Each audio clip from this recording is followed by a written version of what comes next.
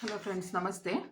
ಇವತ್ತು ಈ ಥರ ಪೇಪರಲ್ಲಿ ನಾವು ಡೆಕೋರೇಷನ್ ದಿಢೀರನೆ ಹೇಗೆ ರೆಡಿ ಮಾಡಬೇಕು ಅಂತ ಒಂದು ಪೇಪರ್ ಕಟಿಂಗ್ ತೋರಿಸ್ತೇನೆ ನಿಮಗೆ.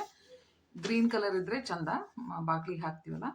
ಇನ್ನು ಯಾವ ಥರ ಕಟ್ ಮಾಡ್ಕೋಬೇಕಂದ್ರೆ ಈ ಥರ ಮಡ್ಚ್ಕೊಳ್ರಿ. ಫಸ್ಟ್ ಈ ಥರ ಪೇಪರ್ ತೊಗೊಂಡು ಇಷ್ಟಕ್ಕೆ ಹಿಂಗೆ ಮಡ್ಚ್ಕೊಳ್ರಿ. ಅರ್ಧಕ್ಕೆ ಮಡ್ಚ್ಕೊಂಡು ಸ್ವಲ್ಪ ಕಂಪ್ಲೀಟಾಗಿ ಕತ್ತರಿಸ್ಬೇಡ್ರಿ, ಅಲ್ಲಿಗೆ ಬಿಡ್ರಿ. ಅದನ್ನು ಒಂದಿಷ್ಟಿನ ಉಳ್ಕೊಂಡಿರ್ಬೇಕು, ಅಲ್ಲಿಗೆ ಬಿಡಬೇಕು. ಮತ್ತು ಈ ಸೈಡ್ ತೊಗೊಂಡು ಮತ್ತು ಇಲ್ಲಿಂದ ಅಷ್ಟಕ್ಕೆ ಬಿಡ್ಬೇಕು. ಅದನ್ನು ಇದೇ ಥರ ಕಟ್ ಮಾಡ್ತಾ ಹೋಗ್ರಿ ಫ್ರೆಂಡ್ಸ್. ಒಂದು ಸೈಡ್ ಹಿಂಗೆ, ಒಂದು ಸೈಡ್ ಮತ್ತು ಹಿಂಗೆ ಇಲ್ಲೊಂದಿಷ್ಟು ಬಿಡಬೇಕು. ಇಲ್ಲಿ ಈ ಕಡೆಯಿಂದ ಈ ಕಡೆಗೆ ಸ್ವಲ್ಪ ಬಿಡಬೇಕು. ಬಿಟ್ಬಿಟ್ಟು ಕಟ್ ಮಾಡ್ತಾ ಹೋಗ್ರಿ. ಅತಿ ಬೇಗ ಜಲ್ದಿ ಒಂದು ಡೆಕೋರೇಷನ್ ಮಾಡೋಕ್ಕೆ ನಿಮಗೊಂದು ಭಾಳ ಹೆಲ್ಪ್ ಆಗುತ್ತೆ.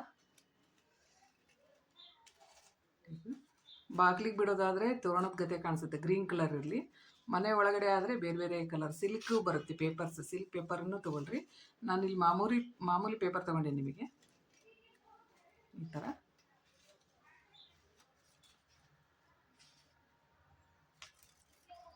ಸ್ವಲ್ಪ ಸಣ್ಣಗೆ ಮಾಡ್ಕೊಳ್ರಿ, ಚಂದ ಬರುತ್ತೆ.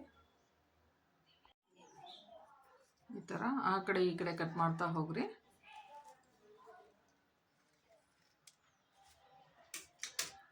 ಈ ಥರ ಕಟ್ ಮಾಡ್ಕೊಂಡಿದ್ದನ್ನು ಹಿಂಗಿರುತ್ತಿದೆ. ಇದನ್ನು ಯಾವ ಥರ ಡೆಕೋರೇಷನ್ ಸಾಮಾನು ಆಗುತ್ತೆ ನೋಡಿರಿ. ಈ ಥರ ಇದನ್ನು ಓಪನ್ ಮಾಡ್ಕೊಡ್ರಿ, ಅರ್ಧಕ್ಕಿರ್ತೈತಲ್ಲ ಹಿಂಗೆ. ಫಸ್ಟ್ ಬಿಡಿಸ್ಕೊರಿ ಇದನ್ನು.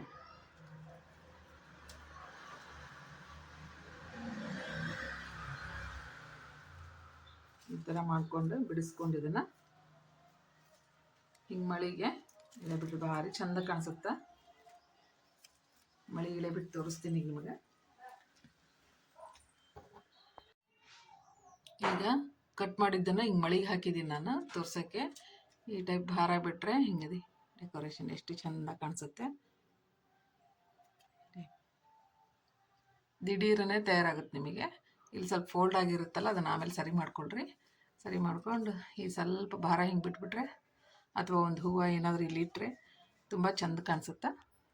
ನೀವು ದಿಢೀರನ ರೆಡಿ ಮಾಡ್ಕೊಳಕ್ಕೆ ಇದು ಪೇಪರ್ ಕಟಿಂಗ್ ಭಾಳ ಉಪಯೋಗ ಆಗ್ತೈತಿ.